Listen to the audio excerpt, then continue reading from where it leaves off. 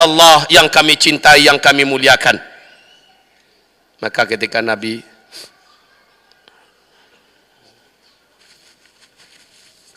sallallahu alaihi wasallam berkata kepada para sahabatnya, apabila kalian nanti sudah mendekati ujung titian, saya sudah ada di situ menanti kalian. Sambil terus memohon-mohon, hai umatku, sedikit lagi umatku, hati-hati sedikit lagi. Sementara tahu nggak keadaan kita seperti apa di ujung titian itu? Setelah perjalanan yang saya tidak tahu entah berapa lama perjalanan itu, sampai di ujung titian, Nabi berkata, hai umatku, sedikit lagi, hati-hati, sedikit lagi hai umatku. Keadaan kita sudah hangus karena panasnya yang dari bawah. Banyak luka-luka di seluruh tubuh kita, banyaknya yang menyambar-nyambar. Keadaan kita sudah hancur lebur. Tinggal sisa-sisa dari kehidupan yang kita coba bertahan sampai ke ujung.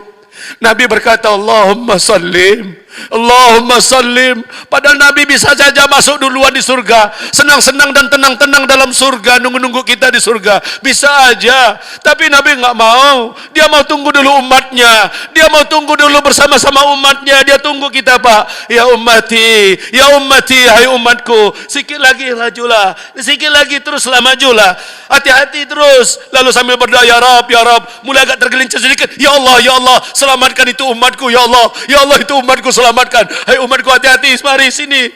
Masya Allah, udah hampir dekat, jarak-jarak 2-3 meter, jatuh. Ya Allah, ya Rab. Setelah nyampe ke sebelah, Nabi langsung mempersilahkan meminum air telaga yang akan menghilangkan semua dahaga, yang akan merubah semua bentuk. Disiramkan ke kepala, berubah menjadi cantik kembali, bagus kembali, diminumkan, hilang semua dahaga. Tapi ada orang-orang yang nyampe ke seberang, ternyata ketika mau minum dari air yang disodorkan Rasulullah dan para malaikat, orang ini ditarik oleh malaikat balik menjauhi Nabi agar tangannya tidak menjangkau gelas-gelas dari telaga Nabi. Lalu Nabi berkata, hai para malaikat, itu kan umat saya, kenapa kamu tarik dia? Kenapa kamu tidak izinkan dia meminum dari air telaga saya? Bukankah dia kehausan? Apa kata para malaikat ini, hai Muhammad, kamu nggak tahu kan bahwa orang ini sepeninggalmu sering mengarang-arang amalan yang kamu tidak ajarkan, mengarang-arang ajaran yang kamu tidak pernah contohkan. Hai Muhammad, kamu nggak tahu kan, ini adalah para pelaku bid'ah. Mereka tidak layak mendapatkan air minum dari telagamu saat ini, hai ya Muhammad. Kami yang tahu masalah ini. Maka ibarat Allah, hati-hati. Kalau beramal, pastikan Rasulullah mengerjakannya. Kalau berbuat amal soleh, pastikan ada tuntunannya dari Rasulullah. Jangan yang menurut kita baik lalu kita kerjakan, belum tentu itu sesuai dengan yang disebutkan oleh, yang diajarkan Rasulullah.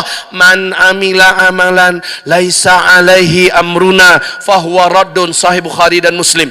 Orang yang beramal dengan amalan yang kelihatannya baik, sementara kami belum pernah mencontohkannya, kami belum pernah mengajarkannya, kami belum pernah melakukannya, fahuwa raddun, amalan itu ditolak oleh Allah Subhanahu wa ta'ala. Muhammad, mereka nggak berhak mendapatkannya. Itu Pak.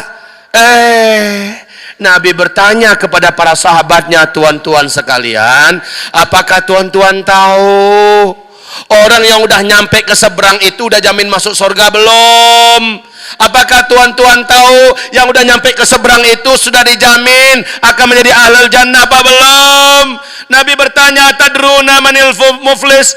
Apakah kalian tahu siapakah orang yang bangkrut dari umatku? Para sahabat mencoba menjawab sebisa mereka. Al muflisu fina man la dirham lahu wala mata'. Ya Rasulullah, menurut kami yang bangkrut itu adalah dia nggak punya lagi bekal apa-apa, duitnya habis, modalnya juga tandas, ya. Kemudian dia betul-betul sudah terbelit utang di mana-mana. Kata Nabi, bukan itu.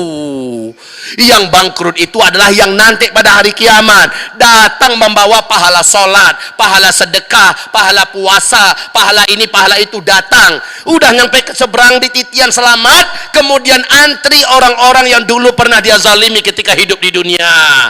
Ada orang yang dulu dipukulnya dan orang yang nggak bisa membalas karena dia kuat, karena dia jagoan, karena dia berkuasa, karena dia adalah seorang yang berpangkat, sehingga dia enak saja memasukkan orang ke penjara, enak saja dia menyiksa orang, enak saja dia menembak orang. Nah, orang yang macam ini didatangi oleh orang yang dulu dizaliminya. Ada lagi orang yang nggak dibayarkan gajinya, yang dipotong duitnya, yang tidak dibayar hutangnya, datang nuntut kepada Allah Subhanahu wa taala atas kezaliman orang ini kepadanya.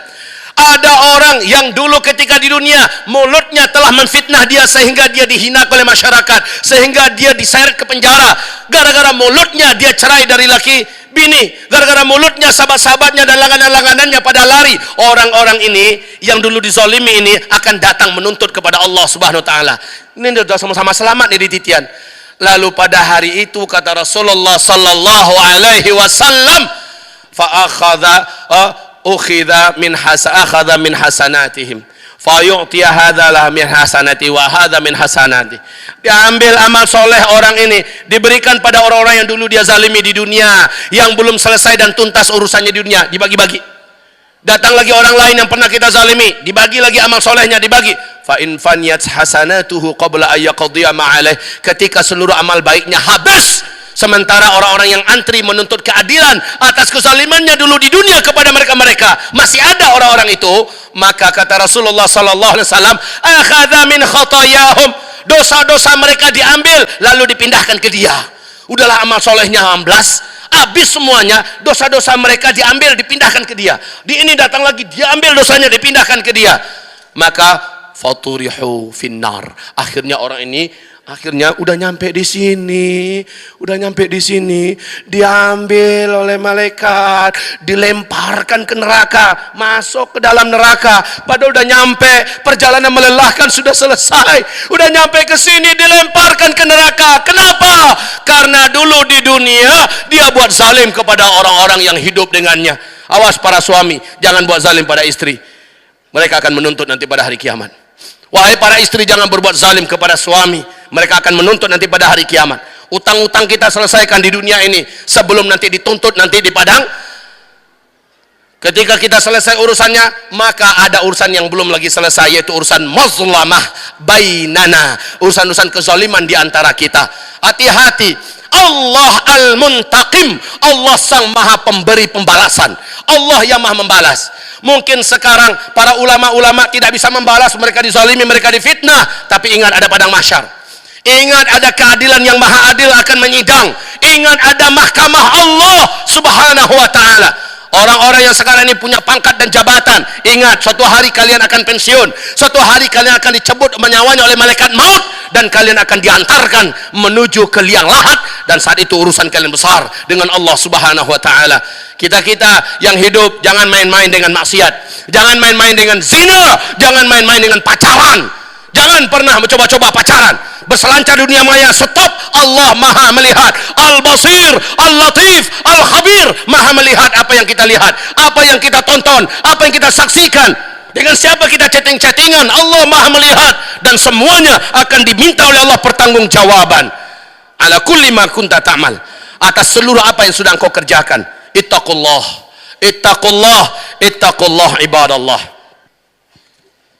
Assalamualaikum warahmatullahi wabarakatuh.